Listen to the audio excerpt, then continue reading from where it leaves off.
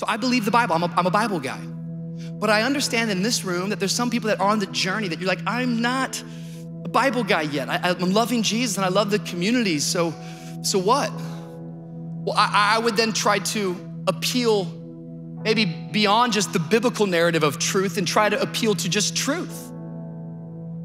That like, do you believe in eternity?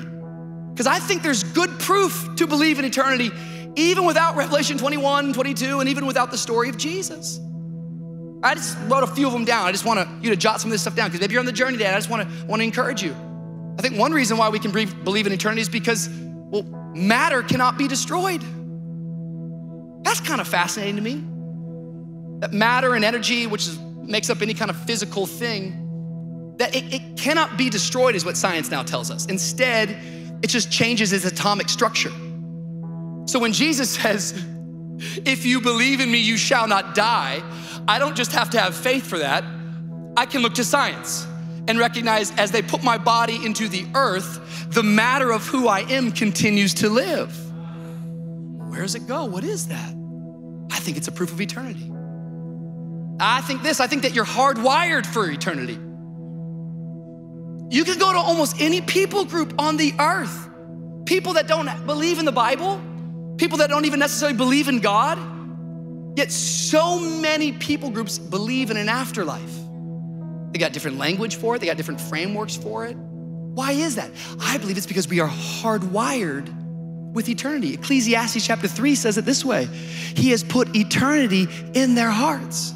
That when God formed you and made you, He put eternity inside of you. That's why sometimes, every once in a while, you can look around and you can kind of get above the smog of the brokenness of humanity and say, something's not right here.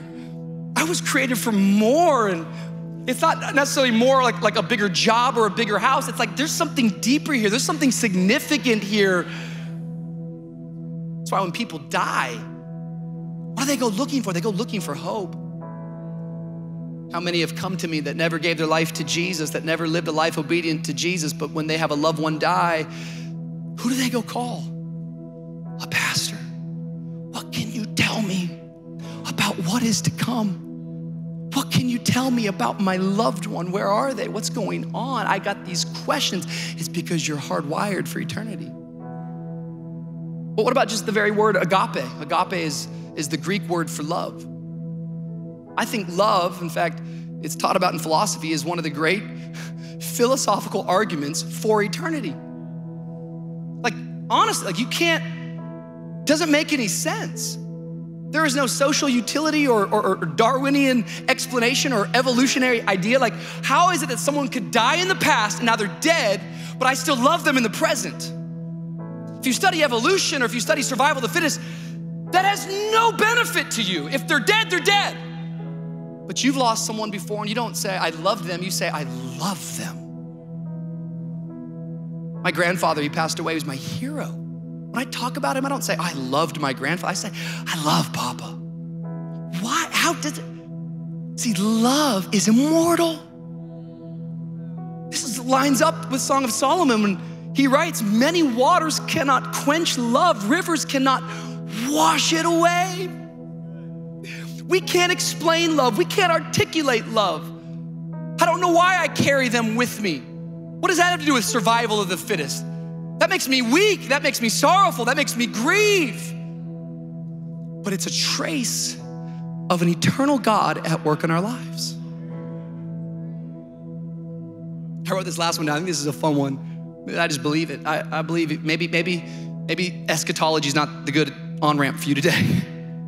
But maybe this week alone, as you start thinking about your daily life and how you are living, and you hear this theme as a church for the sake of eternity, how come these guys are so serious and how come they're so radical, bro? Chill out, we're in Miami. Relax, man. Everything's going good. Why are you pushing so hard? Why are you pressing?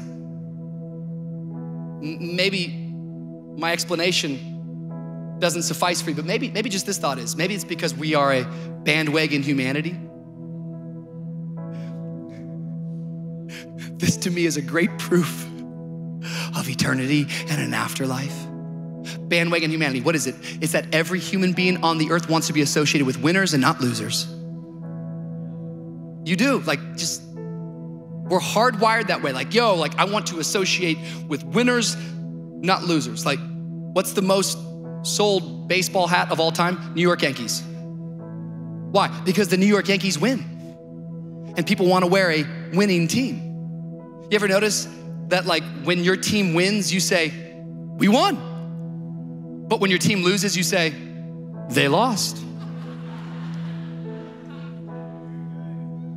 Because you don't want to associate with the failure. You don't name drop the losers you know, you name drop the winners you know. I was with so-and-so yesterday. Because you want to be associated with winners. You want to get on the bandwagon. And this shouldn't surprise us, and this isn't something bad, but rather we have to know who the ultimate winner is. See, 1 Corinthians chapter 15 says that death has been swallowed up in victory. And the truth is in every heart and every person all over the world, they don't even know, but they are craving for the ultimate winner. His name is God. His name is Jesus Christ. He conquered death, hell, and the grave. And I don't know what it is, but I think I'm supposed to be associated with that. I'm supposed to be associated with that. The Greek word for victory is the word Nike. And you ought to know that on every soul of every person, stitched on their soul is that swoosh that is saying you were born to be victorious. But you've got to realize you can't find victory in your own strength. There is only one. His name is Jesus Christ. And he is the one who paid the price and redeemed us. He redeemed us.